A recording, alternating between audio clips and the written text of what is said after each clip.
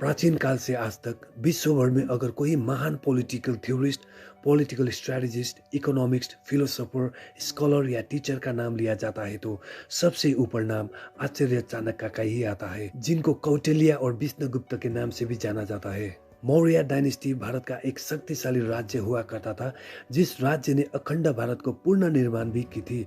उस राज्य को आज के दिन भी सिर्फ आचार्य चाणक्य की वजह से ही याद किया जाता है। आचार्य चाणक्य ही थे जिन्होंने मौर्य डायनेस्टी का सबसे पहला सम्राट चंद्रगुप्त मौर्य को अपने ज्ञान, कूटनीति, राजनीतिक सलाह और युद्ध का प्रशिक्षण देकर नंदा डायनेस्टी को सर्वनाश करके मौर्य डायनेस्टी और चंद्रगुप्त मौर्य को राजा बनाया था। उनकी लिखी गई रचना अर्थशास्त्र भारत में शासन और राजनीति पर सबसे महत्वपूर्ण और प्रभावशाली लेखों में से एक है, जिसे स्कॉलर्स और लीडर्स द्वारा अध्ययन के साथ साथ पूरी इज्जत देकर घर पर रखा जाता है। दोस्तों, आप लोगों ने बहुत बार चाणक्य का ज्ञान और प्रतिष्ठा के बारे में सुना होगा, लेकिन आज के वीडियो में उनकी मौत कैसी हुआ था इस बारे में चर्चा करेंगे। दोस्तों, वीडियो में आगे बढ़ने से पहले आप सभी को मैं विनती करता हूँ कि आप इस वीडियो को लाइक और चैनल को सब्सक्राइब करके भाई को थोड़ा सपोर्ट कीजिए। Thank you very much. Chandragupta ने नंदा डायनेस्टी का राजा धनंद को खत्म करने के बाद चाणक्य भी चंद्रगुप्त का चीफ एडवाइजर कम प्राइम मिनिस्टर बन के महल में ही रहने लगा। चाणक्य के मृत्यु के विषय में अलग अलग कहानियां हैं।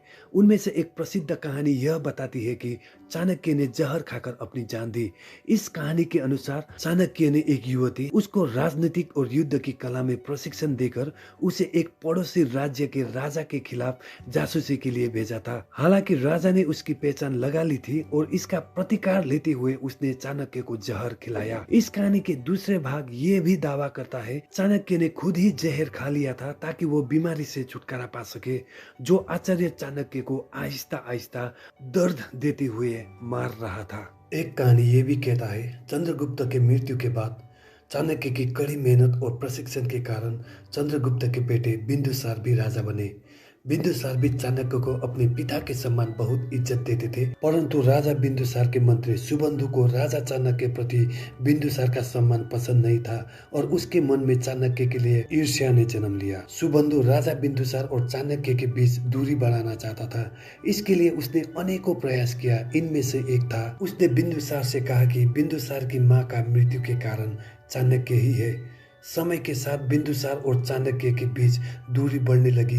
ये दूरियां इतनी अधिक हो गई कि चाणक्य बिंदुसार को कुछ भी समझा नहीं पाता था। इस बात से तंग आकर एक दिन चाणक्य राजमहल छोड़ देते हैं। महल छोड़ने के बाद चाणक्य ने पूरी उम्र भोजन न लेने की निश्चयता ली और अंत में अपने प्राण त्याग दी। और एक अन्य विवरण यह बताती है कि चाणक्य ने आत्महत्या कर ली थी जब उन्हें पता चला कि उनके पसंदीदा डिसाइपल भद्रबाहु ने उन्हें छोड़कर एक जैन मंक बन गया था। कई हिस्टोरियंस ये मानते हैं चाणक्य भद्रबाहु के जाने के बाद बहुत दुखी और जीवन जीने का उत्साह खो गए थे। भद्रबाहु बाद में जाकर जैन कम्युनिटी का एक महान लीडर बन गया था। कई सारे किस्से और कहानियां आचार्य चाणक्य के मृत्यु के बारे में हिस्टोरियंस, फिलोसोफर्स, स्कॉलर्स कहते हैं, लेकिन आज भी चाणक्य की मृत्यु एक रहस्य ही बनकर रह गया है।